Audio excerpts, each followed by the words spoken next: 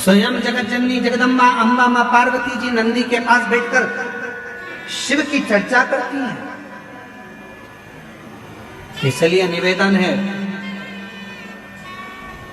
यदि कभी मौका लगे आपकी जिंदगी में, कभी जीवन में अगर ऐसा लगे कि बहुत दुख है, बहुत तकलीफ है, बहुत कष्ट है, एक बेलपत्र अपने हाथ में रखो, उल्टे हाथ में, सीधे हाथ से उस बेलपत्र पर अपना हाथ रखिए,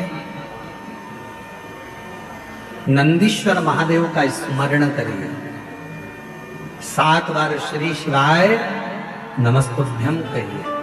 फिर उस बेलपत्र को सीधे हाथ में रहकर, जो नंदी शिवजी के मंदिर में है, दोनों सींग है, उस सींग के ठीक पीछे नंदी का उभरा हुआ भाग है, उस भाग पर नंदीश्वर शिवलिंग का स्मरण कर कर बेलपत्र को चढ़ा दो। इस डंडी का भाग पूंछ की ओर होना चाहिए, पत्ते का भाग मुख की ओर हो, और उस बेलपत्र को बाबा के चढ़ाकर, कितना भी दुख हो जिंदगी में, कितना भी कष्ट हो, नंदीश्वर महादेव का जब स्मरण आप करने लगते हो तो धीरे धीरे वो दुख कटना प्रारंभ हो जाता है, शिव हाथ पकड़ना प्रारंभ हो।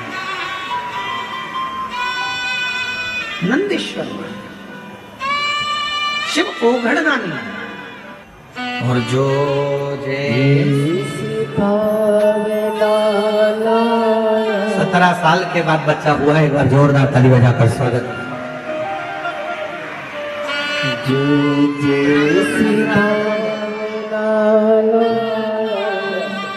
वो वैसा ही फल पाया, नहीं खाली उसे लौटाया, वो मन ही मन हर्षाया, और कर दिया माला माल काशी वाले ने, लुटा दिया भंडार काशी वाले ने, लुटा दिया भंडार काशी वाले ने, कर दिया माला माल काशी वाले।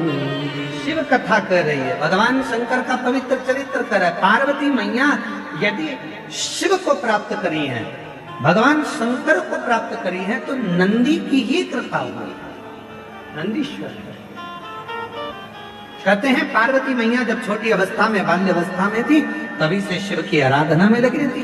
कई बार भगवान शंकर वृषभ का रूप लेकर आते हैं, और वृषभ का रूप रखकर आकर मां जगत जननी जगदम्बा पार्वती से बहुत उनके मन की बातों को स्मरण करते हैं। बहुत ऐसी मां जगत जननी। बोले नंदीश्वर महादेव नंदीश्वर। और कहते हैं कि बाल्यावस्था में एक बार मां जगत जननी जगदम्बा मां पार्वती मैया, मां जगत जननी जगदम्बा मां पार्वती जी एक बार बाल्यावस्था में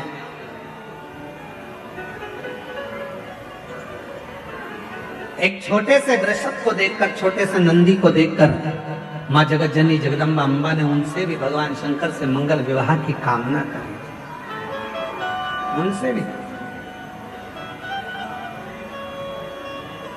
और मंगल विवाह की कामना करी। महाराज आज वही शिव की आराधना का सुंदर फल आनंद मां जगत जननी को मिला।